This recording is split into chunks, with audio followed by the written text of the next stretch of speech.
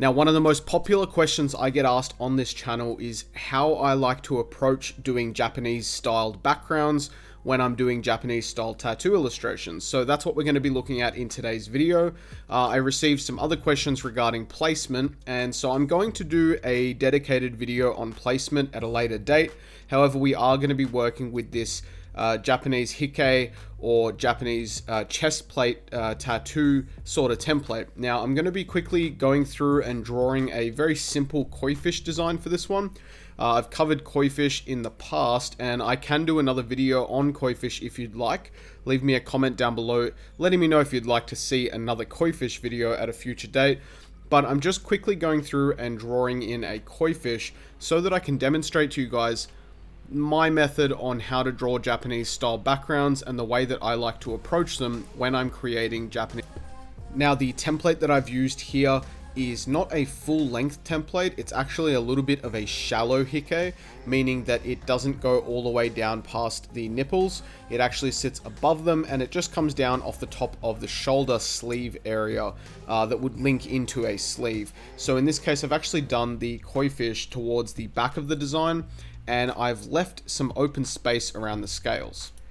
And the reason I've done this is going to become apparent very shortly. Now here I'm going in with a red Prismacolor pencil to do the background. This is going to help separate things so you can see it in layers. And in this open space at the back is where I'm going to be putting some finger waves. Now I'm going to be applying this over the space that the fish occupies. I normally wouldn't leave this area blank of scales. I would just layer this on top, but just for demonstration purposes, I have left it blank. Now the reason I'm putting open waves at the back as opposed to the classic sort of bars is because this is an area that's going to link onto the sleeve, and it's going to be a little bit easier to link the body up and have a full koi fish body wrapping from the chest onto the very top of the sleeve. By leaving this open gap of waves, it makes that transition a little bit easier. So if I was doing this type of design, that's where I'd put that open space. Now towards the bottom area here, this would be sort of verging on where the armpit is. And so I'm going to use more open wave shapes that can either be sort of left as is or then linked into a ribs or, you know, sort of the back piece area there. So I've created some more finger waves. Now this is when I start to line in my bars, and I like to curve them back on a very slight taper. So they're actually a little bit wider towards the front. And the base line of these, I'm going to actually outline. So I've just done them in gray here to make things a little clearer for you. Now, other than the baseline of these, there's also the line that runs around the outside edge.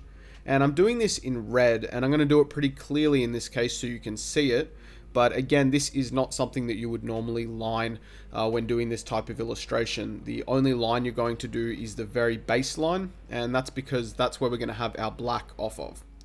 Now in this case, I'm going to be doing some finger waves around the focal point, which is the face of our koi fish. Now this is something that's pretty commonly done with a lot of Japanese designs. Even if it's a sky-based design, there's going to be clouds or finger waves if it's a water-based design around the subject matter's face or any focal points that are really important.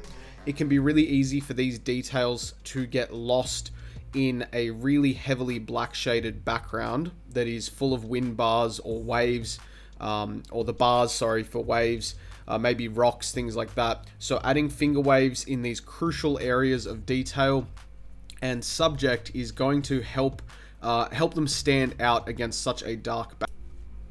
Now, if you are enjoying today's video so far, please smash that like button. It really helps the channel out. Hit the subscribe button if you want to see more great content, and don't forget to turn on those notifications. Now, from here, after I've added the finger waves around the face, I'm adding in a couple more of these wave bars around that sort of front portion. This is going to help tie the outer border of the piece together. I sort of like to have darker black contrasty areas around the edges of a piece. This sort of helps to frame it a little bit, as opposed to having something that's, you know, a little bit more wishy-washy and sort of disappears into the skin. I like to sort of reserve the border of my designs to be a little bit darker if I can. Now, we're keeping this background pretty simple. It's pretty much just going to be finger waves and those wave bars. void of any rocks or flowers in this case. I wanted to keep it nice and simple so that this was something you guys can really, give a shot at without overcomplicating things. But if I was to include some sort of floral element, such as cherry blossoms or maybe maple leaves, obviously one or the other, definitely not both.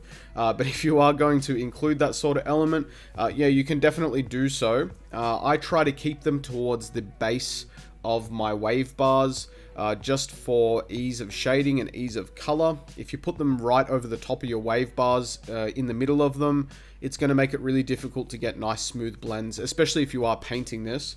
That's not to say that you shouldn't do it or you can't do it. I just find it a little bit easier to avoid placing background elements over the top of my bars, and I try to have them maybe over the top or intertwined with my finger waves.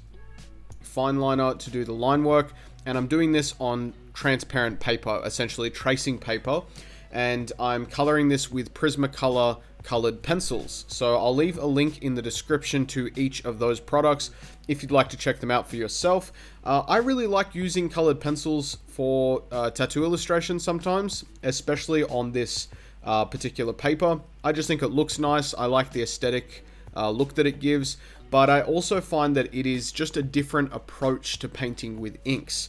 I actually think that the colored pencil approach is probably closer to really tattooing in some ways. Just the way that you actually color the page, in the sense that when you pack the color onto the page, smaller, tighter circles are going to give you a more dense and solid color, and then sort of larger shading motions are going to give you a little bit more transparency and a bit of a gradient. So this is not completely unlike that of how you would shade or color with a tattoo machine. Whereas using watercolor inks, I think, gives a little bit nicer of an aesthetic, but the actual method of doing things is very, very different. So sometimes I find it fun to work with colored pencils, and I happen to like the way that it looks on this transparent paper. It's also just quick, convenient, and easy to trace things. You don't need to use a light pad. So if you are looking for an alternative for that, using tracing paper is a fantastic idea. And you can still go ahead and line your designs and color them using colored pencils. I wouldn't recommend using inks on tracing paper. It's pretty much going to wipe right off. It's almost got like a plasticky surface to it. So colored pencils are really the way to go for this kind of paper. Alright, now from here I'm using a black Prismacolor pencil to do my black shading, as opposed to the usual carbon black from Liquitex that I use. And I'm just going in and doing the wave bars for now, the background sort of elements. And the way I like to do these is essentially solid black at the very base. And you'll know it's the base because this is where you did your solid line when you lined your illustration. And then I'm going to do a real gentle shade, and you want to make sure to leave a white gap between each of these bars. So I do a real gentle shade up until I've reached, like half a centimeter or a quarter of a centimeter of a gap between my bars. And then I start to pack more solid black into the base, and I slowly work this up through a gradient from black to gray to a really light gray. And then of course there's that white gap before your next solid black line. So you can sort of shade it up in between those values. If you were doing this with inks, you would go ahead and lay down your light gray for the entire panel. And then you can go, once that's dry, you can go over the top of your line with solid black, and then use your feathering technique or your spit shading technique to draw that ink out and blend it up towards your line. And this is going to give you that smooth gradient from black up to your lightest gray. So from here, I'm essentially going to go through and repeat that process for each of my little background panels or bars.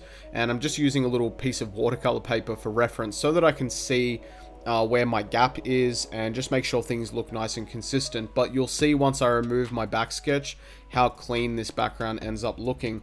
Now, I just want to point out here that you can approach this with any medium you like. You're not limited to using colored pencils on tracing paper. You're also not limited to using watercolors or sumi on watercolor paper. You can play around with various mediums for your final art piece, and you can just play around and have fun experimenting with the various mediums that you might feel comfortable using. So you can see just there, by placing that watercolor paper underneath, I get a much clearer view of how my bars are looking by subtracting the red outlines that I've put around the bars in the background there. And so that's going to give me a nice clean look. Now essentially shading in all of the background bars is the same, and because I work in sections, this next little bit of footage is basically the same thing repeated over and over. So we're going to skip through it into the next part. So at this point you can see that I'm just finishing off the background bars, and I'm actually going in and coloring or shading my finger waves. Now there's a reason I do all of the background bars prior to shading my finger waves, and that is basically to help build contrast. If I know how much black is in my design in the background, then I sort of have a rough idea of how light to make the foreground features and how to make the midground features. So in this case, I've got quite a few of those wave bars, and I've done them a very heavy black. I like to build up that contrast. So I'm going to do the finger waves a little bit lighter. So I'm going to use a very light touch when I'm shading them and give them a nice light gray look.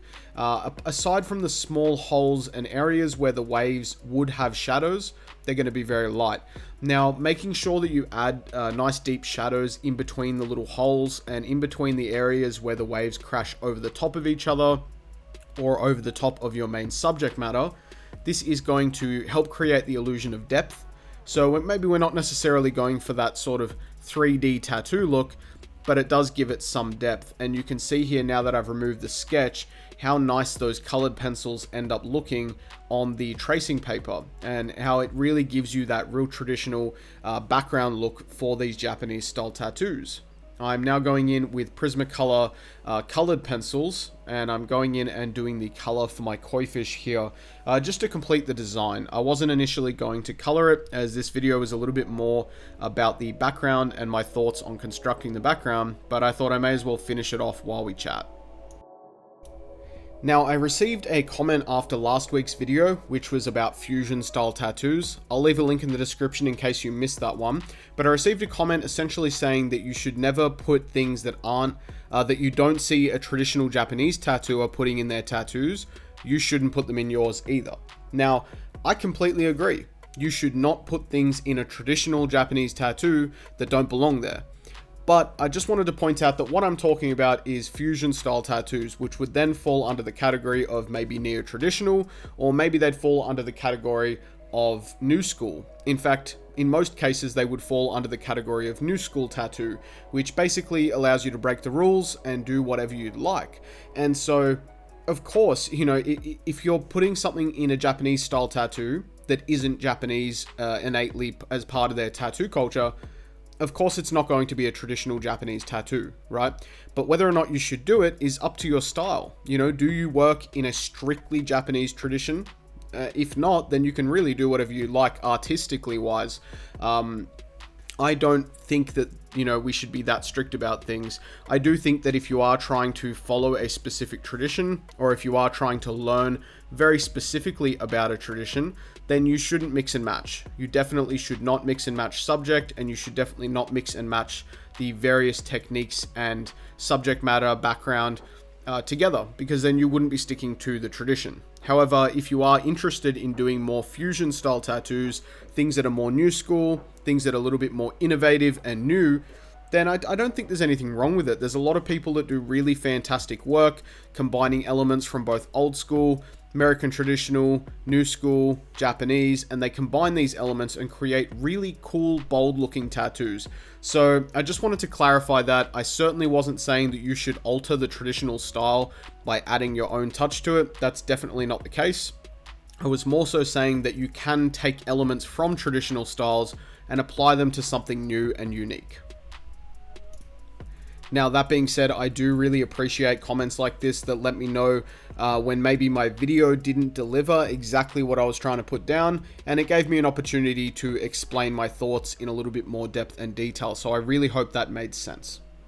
Now, I really hope you guys enjoyed today's video. I hope I answered your questions on how I approach Japanese style backgrounds. Let me know if you have any questions. Leave them down in the comment section down below. I do read every single comment, and I try my best to get back to all of them with my honest answers. That having been said, guys, I will see you all in the next one. All right, bye-bye.